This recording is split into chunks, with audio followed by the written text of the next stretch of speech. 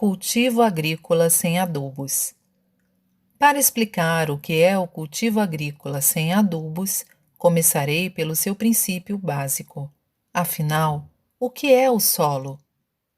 Sem dúvida, ele foi feito pelo Criador para cultivarmos cereais e hortaliças que são importantíssimos para a manutenção da vida humana. Por conseguinte, sua essência é profundamente misteriosa, impossível de ser decifrada pela ciência materialista. Até hoje, a agricultura, sem perceber, acabou tomando o rumo errado e, como consequência, menosprezou a força do solo, chegando à conclusão de que, para se obterem produtos agrícolas melhores, o solo dependia da adubação artificial, que usa esterco, fertilizantes químicos, entre outros, fato verificado até hoje. Consequentemente, com o empobrecimento e as modificações gradativas das características do solo, sua capacidade produtiva acabou diminuindo. Sem perceber isso, o ser humano se iludiu, acreditando que a causa das más colheitas é a falta de adubos, e passou a utilizá-los em maior quantidade, o que acabou reduzindo ainda mais a força do solo. Atualmente, o solo japonês está tão pobre que a unanimidade dos agricultores lamenta o fato. Vou listar alguns fatos para que fique claro como a adubação artificial é terrível. 1.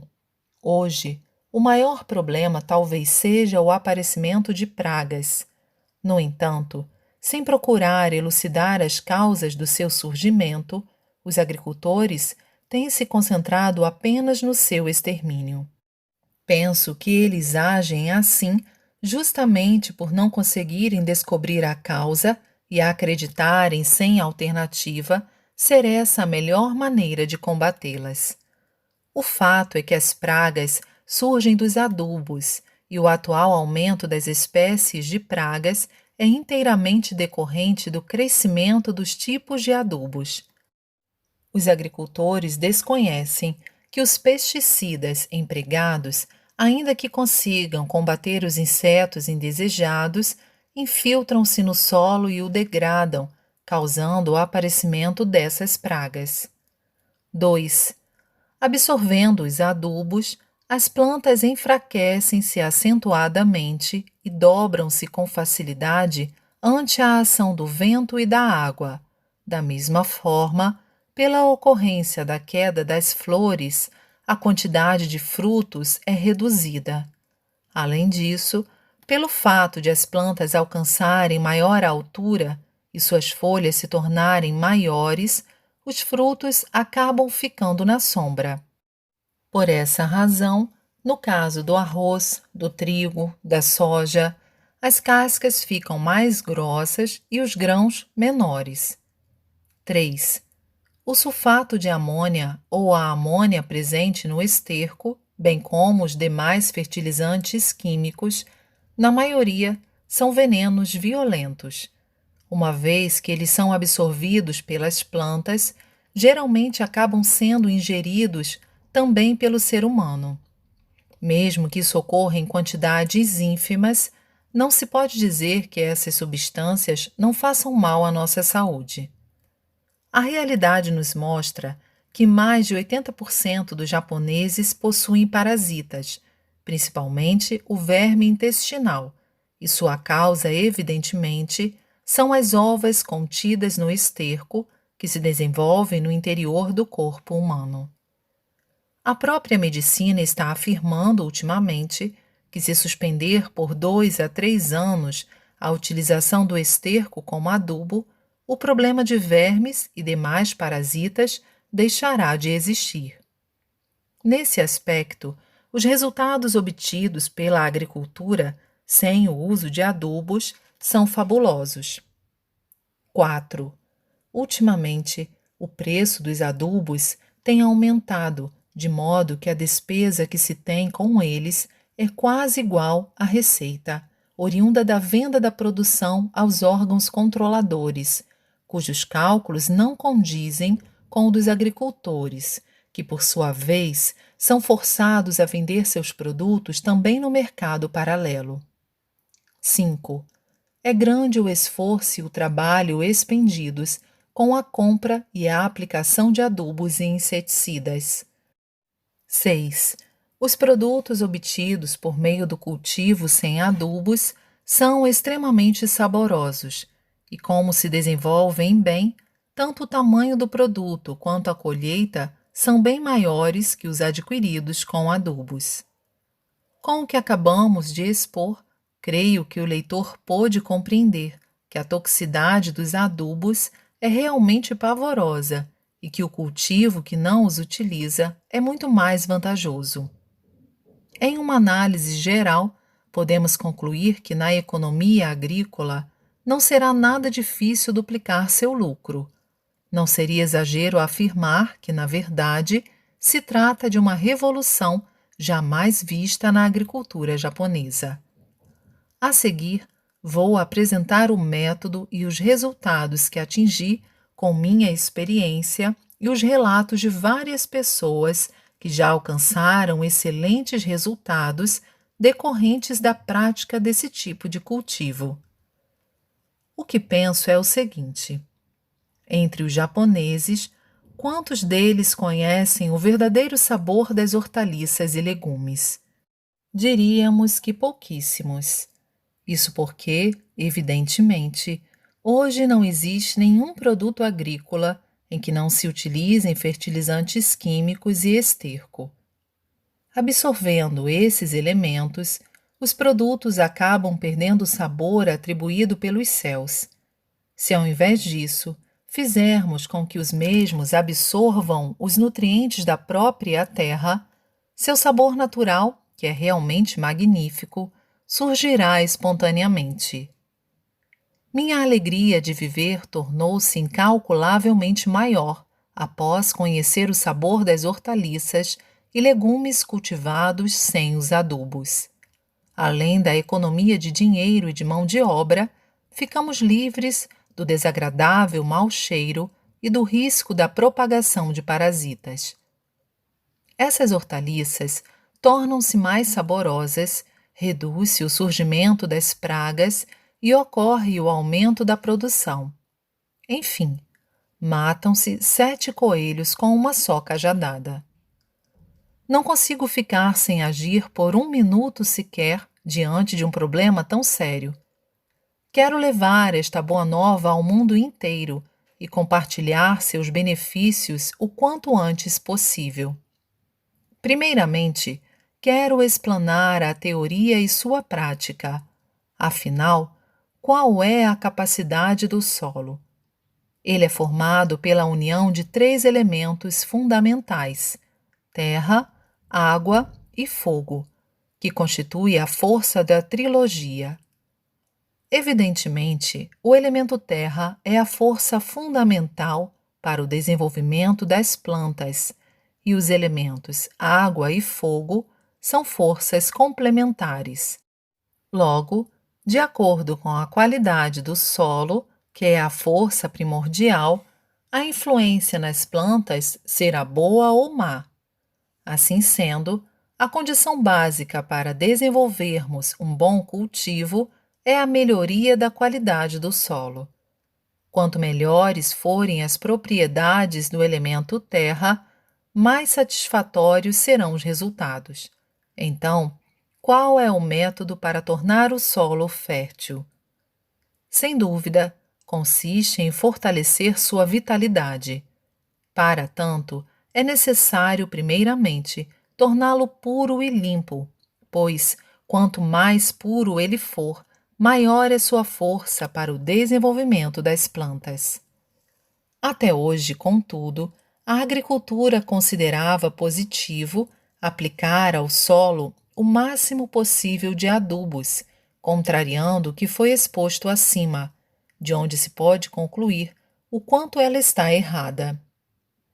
Para explicar isso, acho que o leitor poderá compreender melhor se eu recorrer a uma explicação que mostra o contrário dessa lógica.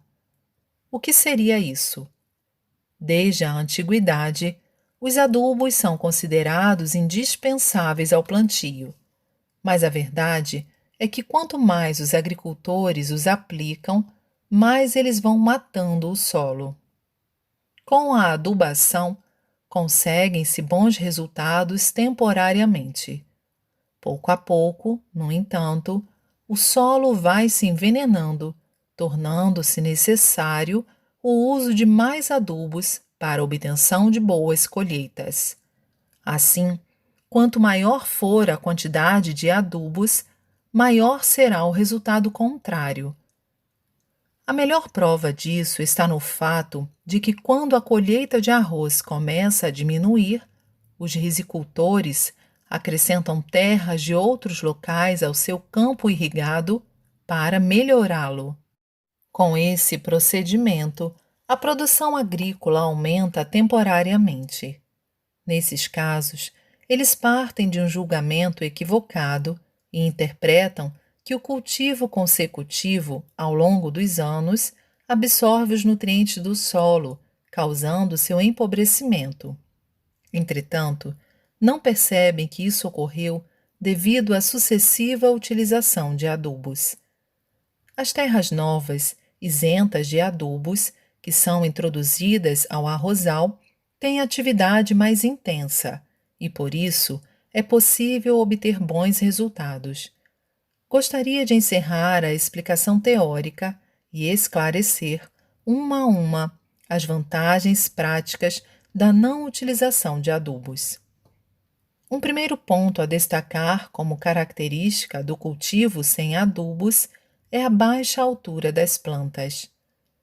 No cultivo com adubos, elas se tornam mais altas e as folhas ficam maiores e mais densas. Tratando-se de leguminosas, conforme já me referi, os frutos ficam à sombra e não apresentam bom crescimento.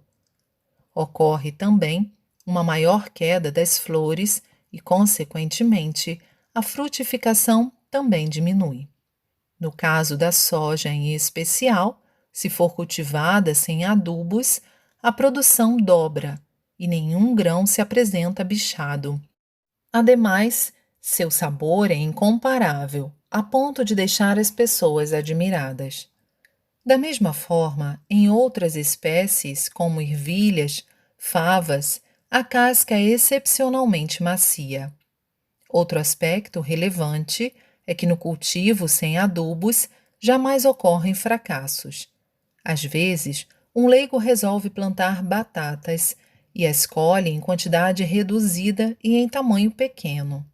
As pessoas costumam lamentar a péssima produção, mas não percebem que isso resultou do uso excessivo de adubos e interpretam o referido resultado de maneira equivocada, ou seja, atribuem o fracasso à falta de adubos e passam a usá-los em maior quantidade, o que faz piorar a situação.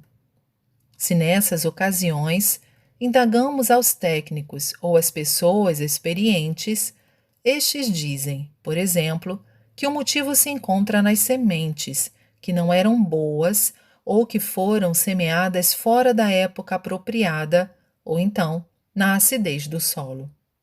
Todos dão respostas que fogem totalmente do ponto vital e sequer percebem a verdadeira causa. Contudo, as batatas produzidas sem o uso de adubos apresentam-se bem brancas, cremosas, de aroma agradável e saborosas. São tão deliciosas que, a princípio, nos fazem pensar que são de alguma espécie diferente. O mesmo se verifica com o inhame e outros tubérculos. A batata doce, principalmente, deve ser plantada em canteiros altos e, entre estes, deve haver uma boa distância, de modo que recebam bastante sol. Dessa maneira, conseguem-se batatas enormes e deliciosas, capazes de impressionar qualquer pessoa. Aliás, parece que os próprios agricultores não costumam adicionar muito adubo ao solo quando se trata de produzir batata doce. Agora, tecerei considerações a respeito do milho. Seu cultivo sem adubos tem apresentado tão ótimos resultados que merece um destaque especial. No início, por 1 ou 2 anos, a colheita pode não satisfazer as expectativas, visto que as sementes ainda contêm as toxinas dos adubos. Entretanto, por volta do 3º ano, os resultados já começam a aparecer. Sem toxinas no solo, nem nas sementes, o milho cresce com o caule bastante grosso e suas folhas apresentam um verde vivo. Se for plantado em um local onde não há escassez de água nem de sol, as espigas apresentam-se longas, com os grãos bem dispostos e sem espaços entre eles. Logo na primeira mordida, percebe-se que são macios e doces, com um sabor inesquecível. Quanto aos nabos, são branquinhos e lisos, cremosos, grossos e adocicados, o que os torna muito saborosos. Os nabos fibrosos e ásperos são decorrentes das toxinas dos adubos.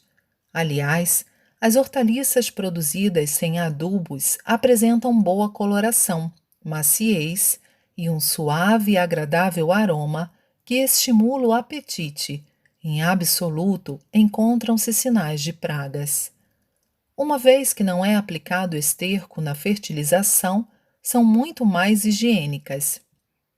O que gostaria de recomendar especialmente são as berinjelas, obtidas por meio do cultivo sem adubos. Elas apresentam excelente coloração, aroma agradável e casca macia, as quais realmente estimulam o apetite. Em minha casa, atualmente, ninguém mais aprecia as berinjelas produzidas com adubos. Na produção de arroz, deve-se misturar bem a palha do arroz picada ao solo alagado, pois a mesma, por absorver o calor, aquece o solo. Há ainda um detalhe já bastante conhecido. A água fria das montanhas é prejudicial à plantação. Neste caso, não se devem fazer lagos intermediários no percurso dessa água, pois devido à profundidade desses reservatórios, a água não chega a aquecer adequadamente. Por conseguinte, as valas devem ser as mais rasas e extensas possíveis. No caso de cucurbitáceas, como o pepino, a melancia, a abóbora, qualquer produtor consegue obter excelentes produtos, como nunca experimentara. Os pés de arroz e de trigo são baixos, mas no que se refere à qualidade e quantidade de grãos, são excelentes.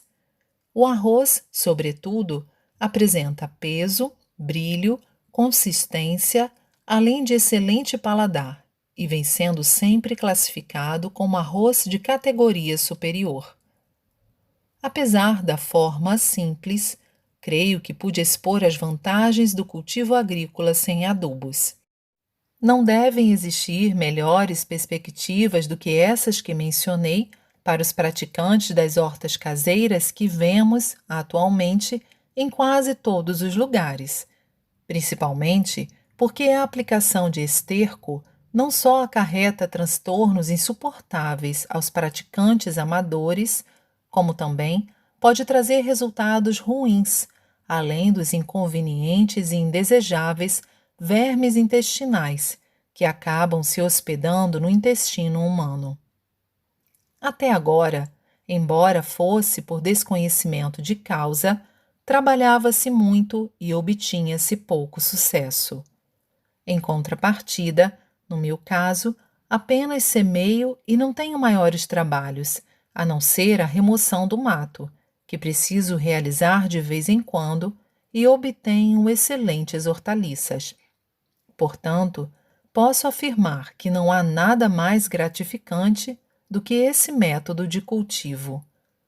Embora não haja necessidade de adubos químicos, nem de esterco, conforme já foi explicado, é preciso usar compostos naturais intensivamente.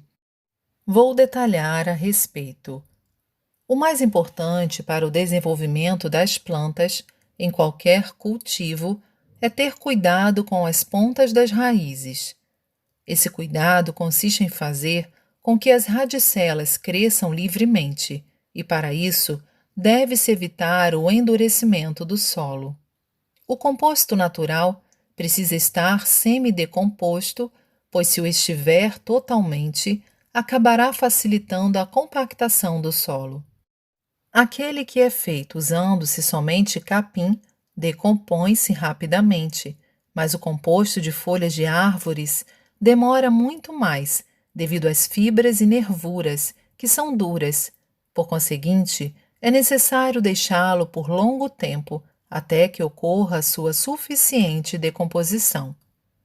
Como já afirmei anteriormente, a razão disso reside na obstrução do crescimento das pontas das radicelas, causada pelas fibras e nervuras das folhas, utilizadas como compostos orgânicos. Ultimamente, ouvimos dizer que é bom fazer o ar chegar às raízes das plantas, mas acho que isso não tem sentido, pois sendo um solo poroso, que permite até passar o ar, nele se processará um bom desenvolvimento radicular. Por conseguinte, de fato, o ar nada tem a ver com isso. Manter o solo aquecido é outro ponto que merece atenção. No caso das hortaliças e legumes mais comuns, basta fazer uma camada de composto natural de mais ou menos 30 centímetros, a partir de uma profundidade de aproximadamente 30 centímetros. Tratando-se, por exemplo, de nabo, cenoura, bardana, cujas raízes constituem a parte mais importante, a profundidade deve ser compatível com o comprimento da raiz de cada planta. O composto à base de folhas de ervas e capim tem que ser bem misturado à terra. O composto à base de folhas de árvores deve ser aplicado para formar o leito sob o solo, conforme já expliquei anteriormente. Considero este o procedimento ideal. Ultimamente, fala-se muito na inconveniência da acidez do solo, mas a causa está nos adubos. Portanto, se deixar de usá-los, essa preocupação passa a não mais existir. Há outro aspecto que surpreende as pessoas. A agricultura considera danosa a prática da cultura repetitiva. No entanto, tem obtido ótimos resultados com esse procedimento. Além disso, a cada ano que passa, eles vêm melhorando. Pode até parecer milagre, mas há uma boa razão para isso. De acordo com o que tenho declarado, para dar vida ao solo e ativar sua força, é necessário que se realize o maior número de vezes possível a cultura repetitiva, pois assim a terra cria naturalmente uma adaptabilidade no sentido de desenvolver melhor o cultivo de hortaliças e legumes. Sem a utilização de adubos, a quantidade de pragas poderá não chegar a zero, mas próximo a isso. Os próprios agricultores têm afirmado que o excesso de adubos aumenta as pragas. Para a produção de charutos, sabe-se que a melhor matéria-prima é produzida em Manila e Havana, que não apresenta folhas comidas por bichos e o aroma é muito agradável. Certa vez, ouvi um especialista dizer que não se utiliza nenhum adubo na produção dessas folhas de fumo. A não ocorrência de insetos em ervas daninhas e o agradável aroma de algumas ervas silvestres comestíveis colhidas na primavera, entre elas a asteriomena e a salsa japonesa, são decorrentes, principalmente, da ausência de adubos. Há mais um aspecto ao qual se deve estar atento. Quando se introduz o cultivo sem adubos em uma terra de agricultura convencional, em que os adubos vinham sendo utilizados, não se obtém bons resultados durante 1 ou 2 anos, porque essa terra está intoxicada. É como uma pessoa que bebe, deixa de fazê-lo abruptamente e, por algum tempo, fica meio atordoada. O mesmo problema se verifica com os fumantes inveterados quando, de repente, suspendem o fumo, ou quando os viciados em morfina ou cocaína ficam sem estes entorpecentes e não aguentam ficar sem eles. Deve-se, portanto, ter paciência por 2 ou 3 anos e, nesse espaço de tempo, com a diminuição gradativa das toxinas de adubos no solo e nas sementes, o solo começará a manifestar sua força. Com as considerações que acabamos de tecer sobre o cultivo sem adubos, o leitor deverá ter compreendido o quanto a agricultura tradicional está errada. Evidentemente, este novo método não tem nenhuma ligação com a fé, bastando utilizar os compostos naturais para se obterem resultados surpreendentes. Contudo, conseguiremos um efeito ainda melhor se, além desse procedimento, purificarmos o solo por meio da luz de Deus. Coletânea, Séries de Cam, volume 2, 1º de julho de 1949.